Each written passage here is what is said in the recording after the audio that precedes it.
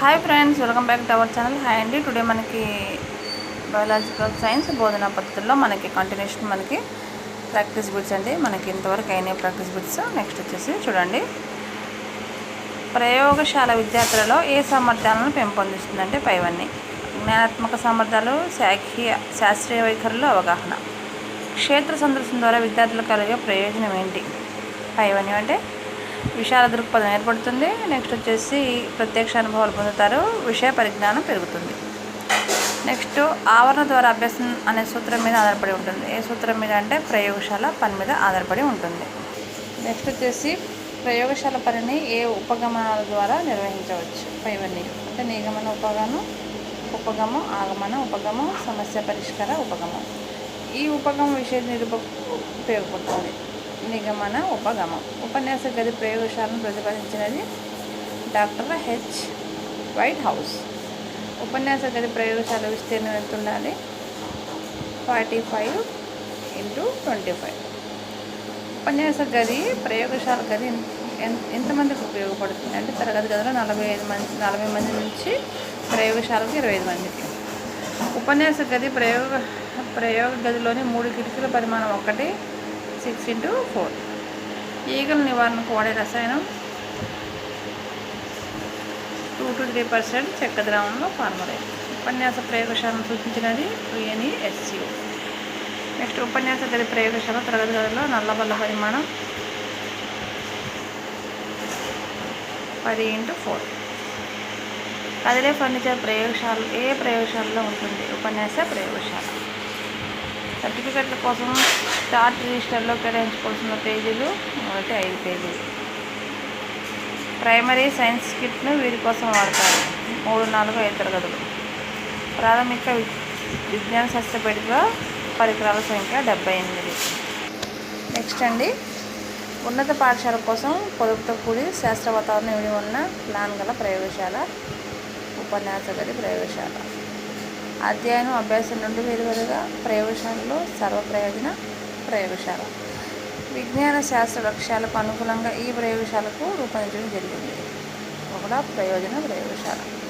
చక్రాల మీద ప్రయోగశాల అనే భావంతో సంచార ప్రయోగశాలను రూపొందించినది NCERT. ఈ క్రింది వారిలో ఏవి సంచార ప్రయోగ లక్ష్యాలు? పైవన్నీ అంటే గ్రామీణ ప్రాంత పాఠశాలకు ప్రయోగశాలలు లేని లోటు తీర్చడం, శాస్త్రానికి పరిసరాలకు మధ్య రస సంబంధాన్ని కల్పించడం, ప్రయోజనాలకు కూడా శాస్త్ర విజ్ఞానాన్ని గురించి తెలియడం. 1 కంటే ఎక్కువ పాఠశాలను నియమించే ప్రయోగశాల సంచార విజ్ఞాన శాస్త్ర ప్రయోగశాల. ప్రయోగశాల అవసరాలను తీర్చడానికి రూపొందించినది సైన్స్ కిట్.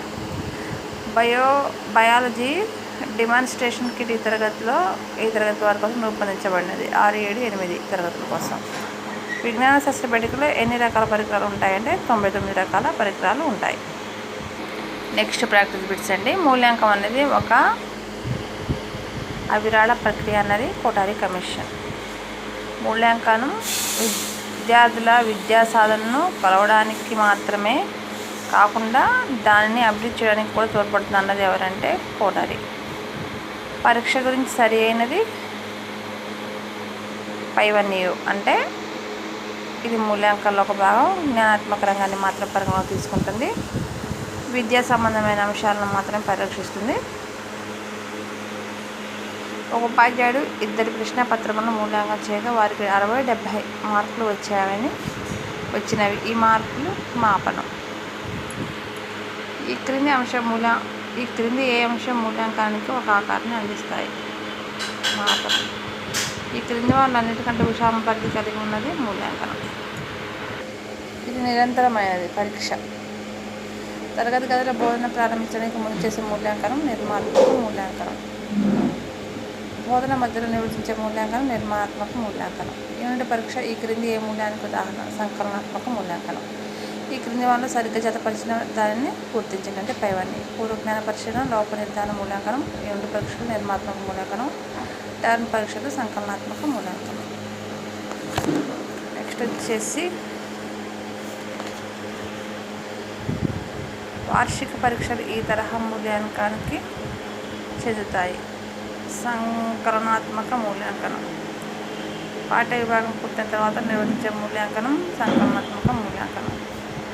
విద్యార్థులసరి భావనశాలి ఊహించపరిచే ప్రశ్నలు వ్యాసరూప సమాధానాలు. వ్యాసరూప సమాధాన ప్రశ్నలు ప్రధానమైన లోపం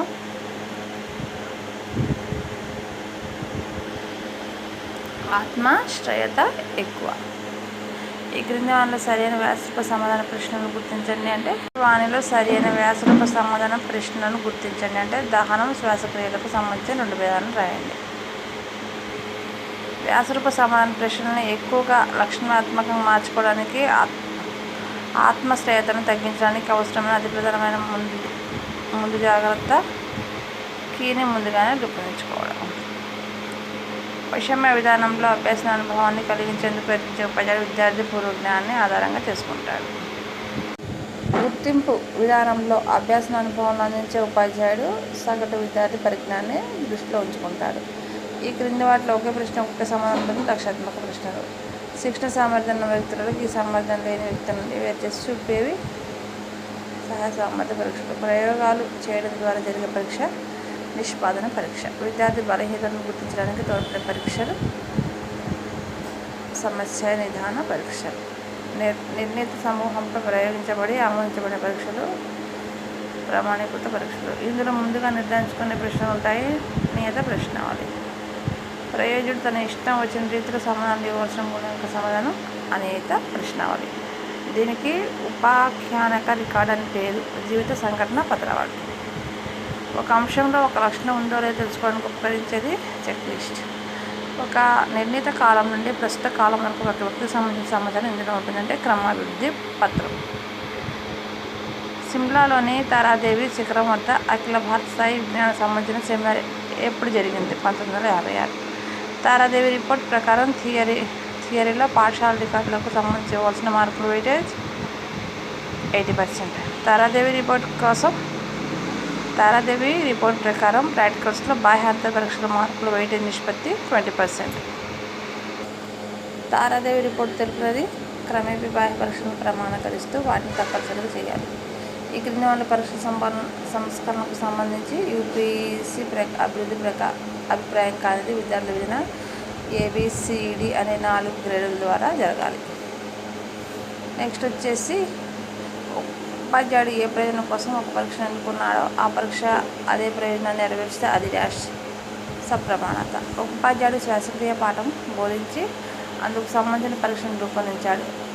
ఈ పరీక్షలో శ్వాసక్రియకు సంబంధించిన అంశాలు కూడా శ్వాసక్రియలో విడుదలయ్యే క్యాలరీల యొక్క ఎక్కువ ప్రాధాన్యతను పొంది విద్యార్థి జీవశాస్త్ర జ్ఞానం కంటే గణిత జ్ఞానాన్ని మాత్రమే ఖచ్చితంగా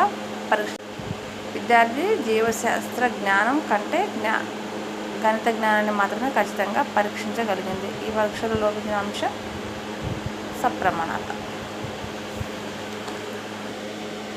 రాము రాసిన పరీక్షా పత్రాన్ని 2 ఉపాధ్యాయులు దిద్దారు. ఒక ఉపాధ్యాయుడు 80% మార్కులు వేస్తే మరో ఉపాధ్యాయుడు 18% మార్కులు మాత్రం వేశాడు. ఈ ప్రశ్నపత్రంలో తీవ్రంగా లోపించిన అంశం విశ్వసనీయత. నిర్వహణ గణన వ్యాఖ్యాన సౌలభ్యం కఠిన స్థాయి మొదలైన దీనికి సంబంధించిన విశ్వసనీయత. ఒక జీవశాస్త్ర పాఠ్య గ్రంథంలో ఈ 5 అధ్యాయాలు ఉన్నవి. ఉపాధ్యాయుడు రూపొందించిన ప్రశ్నపత్రంలో మొదటి 2 అధ్యాయాల్లో ప్రశ్నలు మాత్రమే కలిగి ఉంటే అది ఈ అంశాలను లోపించిన సమగ్రత. ఈ క్రింది అంశాలపై విశ్వసనీయత ఆధారపడి ఉంటుంది. పైవన్నీ అంటే పరీక్ష నిలబడి మార్కులు ఇవ్వడంలో లక్షణాత్మక సరైన సూచనలు ఇవ్వడం. చూసారు కదా ఫ్రెండ్స్. ఇలాంటి మరిన్ని వీడియోస్ కోసం please like, share and subscribe.